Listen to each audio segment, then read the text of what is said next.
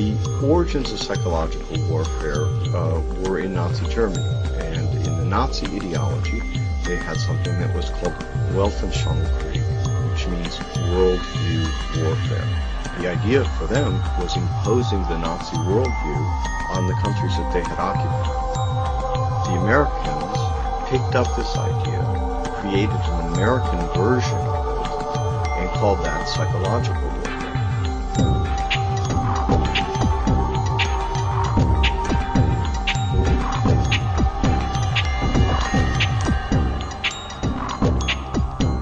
In trying to understand psychological warfare and in trying to understand the American approach to the post-war efforts to control people's minds, both as individuals and on a mass scale, there's a lot of illusions about how that was done. Were Nazis involved in that process? Yes, they were.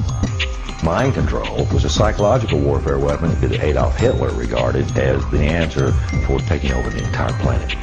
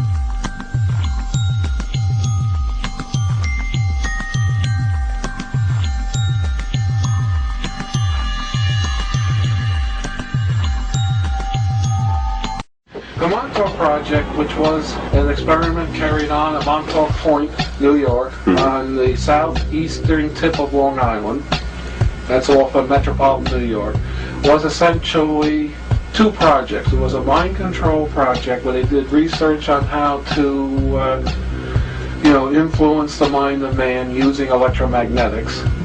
It also evolved into a time travel project. They found out that they could actually bend time with the same equipment that they used to bend minds.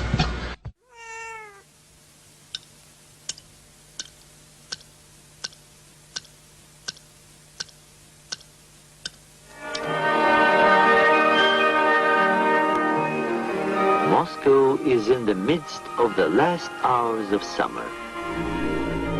Brainwashing, hypnosis, and even surgical manipulation of the human brain has all been researched thoroughly by the CIA. To provide an objective record of a subject's behavior, she's filmed before treatment and again after treatment, and the two films placed side by side.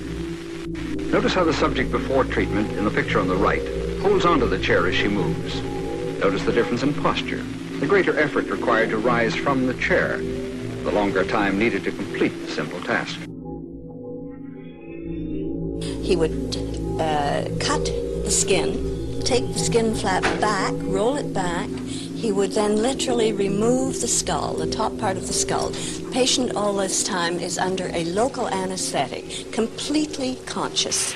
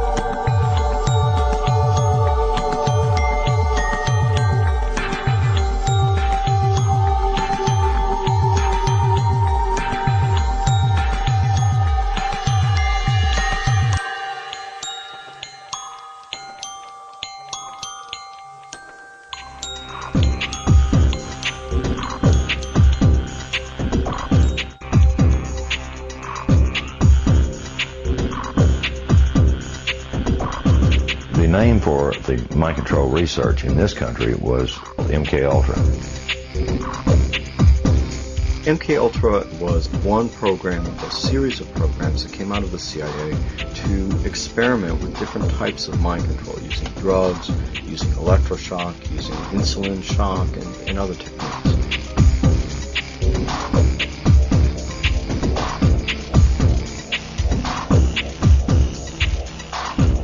I think that the goal for those people who planned the program was very straightforward. It was an attempt to figure out a way to interrogate people and to learn how to protect their own agents against control by others.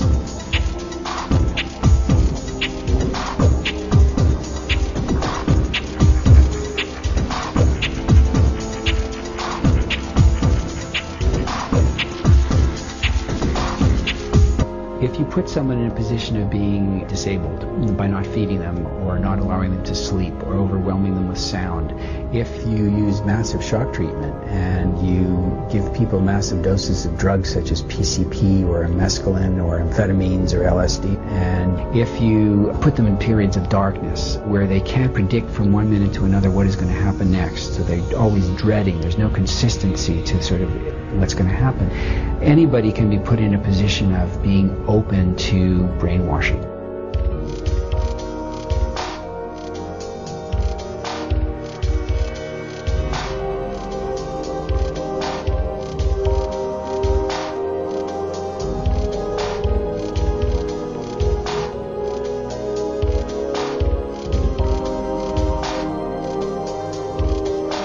Ewan Cameron was probably the foremost psychiatrist of his time in the 1950s. He was using high-tech sound techniques. He was using multiple kinds of loop recorders to force people to listen to recorded messages 24 hours a day for weeks on end to basically destroy people's thinking patterns.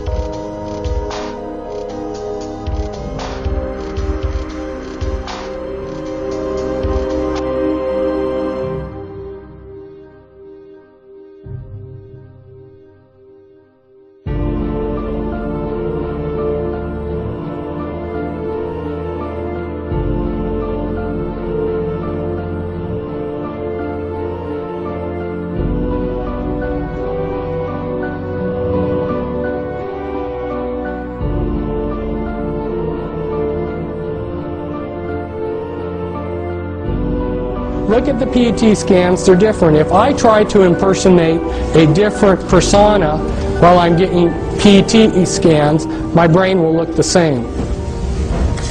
The programming is layered in, and this comes from another one of our books back there. Cisco did amazing drawings where she invited her different alters, her different personalities to work together on putting down on paper what they were seeing, because they had no talk programming. And the programming that is so sophisticated, there's so much to talk to you about. I mean, how they're using implants and on and on and on. And I'd love to tell you everything that I know, but as they go in and splinter a person's mind into thousands of disassociated pieces, they have to put those pieces together in some fashion that's going to be useful to them. So then they're structuring. And as they build the structures, they like to use structures like this. Like this is an infinity type structure, so that the person being programmed, they get a feeling like there's no beginning or no end to the programming. It gives them a hopeless feeling. And then when the master finally, the programmer or the handler finally has finished programming the slave, he will have a 3-ring binder, a laptop computer with pages that look like this, and if he wants to call up a particular alter, he would say, like Brown Levi 2003 11A, Brown Levi 2003 11A, Brown Levi 2003 11A. That right there would be the access code to pull up a particular personality that they would want. And a lot of these personalities will not live in reality. They live in a total science fiction world. They've been dehumanized. Here's how one of Cisco's alters perceived herself. And they use Walt Disney movies for the programming. As you can see, this is from a Walt Disney movie where a doorknob it takes on life. If you showed a Walt Disney movie like this, you're creating the images for them to use hypnotically as they go in and do the behavior modification and hypnosis on that altar. And so this could be used to create a doorknob alter within a person's mind. And as they go through the dehumanizing process, have a heart. I'm not a human. And then they've been dehumanized to think that they're maybe a horse or a dog or a cat or whatever. Put in a master computer in the back of your neck, and these are just a few of the sites. These are the audio implants. There's about 6 different major categories of implants. You've got mimics implants, you've got auditory implants, holographic implants anyway. And when they program, they layer in the programming. They use a lot of, some of the base programs are your Alien scripts, your Alice in Wonderland, and Wizard of Oz. Those are very common base programming scripts. And also Star Wars and Star Trek.